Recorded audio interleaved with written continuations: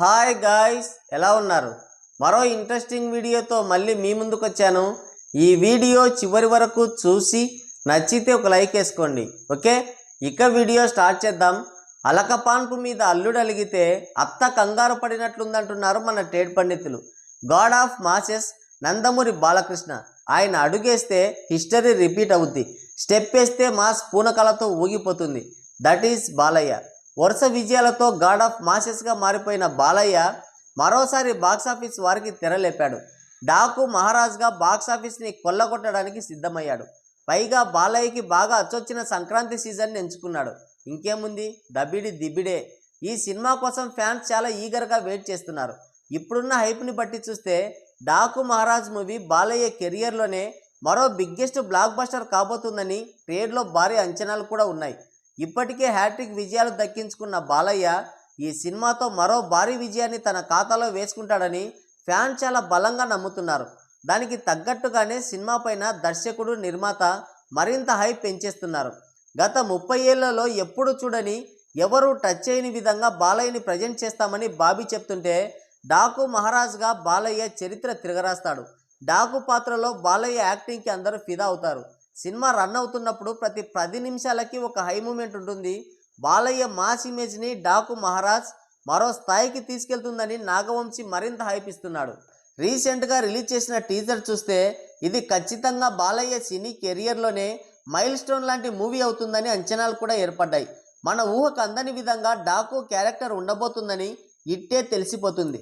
Teaser చూస్తుంటేనే ఎప్పుడెప్పుడు cinema release అవుతుందా, బాక్సాఫీస్ రికార్డుల బెండు తీస్తుందని ఫ్యాన్స్ అంతా చాలా ఇంట్రెస్ట్గా ఎదురు చూస్తున్నారు. ప్రమోషనల్ కంటెంట్లో భాగంగా రిలీజ్ చేసిన టైటిల్ సాంగ్ మంచి ఇంప్రెసివ్ని కలిగించింది. ఇక బాలయ్య ఫ్యాన్స్కి అయితే ఒక రకంగా పూనకాలు తెచ్చినంత పని చేసింది. ఇక సెకండ్ సింగిల్గా రిలీజ్ చేసిన చిన్ని అనే సాంగ్ ఎక్సలెంట్గా ఉంది.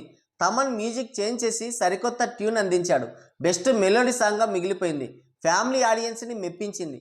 మొదటి సాంగ్ ఫ్యాన్స్కి ఫీస్ట్ ఇస్తే సెకండ్ సాంగ్ ఫ్యామిలీ ఎమోషన్స్ని టచ్ చేసింది. ఇలా డిఫరెంట్ కేటగిరీలో 2 సాంగ్స్ వచ్చాయి.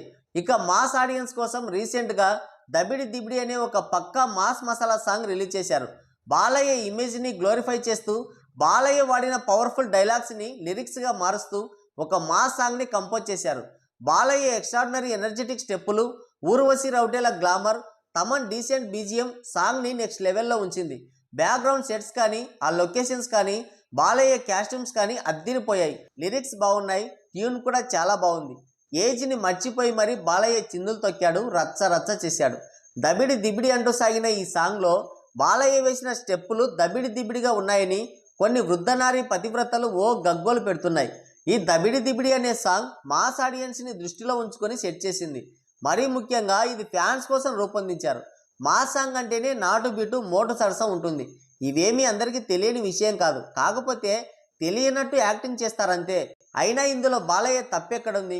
ఆయన బాడీ లాంగ్వేజ్కి తగ్గట్టు స్టెప్స్ రూపొందించని కొరియోగ్రాఫర్ది, వాటిని ఆమోదించి అవే స్టెప్స్ని కంపోజ్ చేయించిన డైరెక్టర్దే బాధ్యత. ఇక్కడ బాలకృష్ణ నాకు హీరోయినే కావాలి, డ్యాన్సే కావాలి, రొమాన్సే ఉండాలని పట్టుబట్టి డబ్బా సినిమాలు చేయడం లేదు.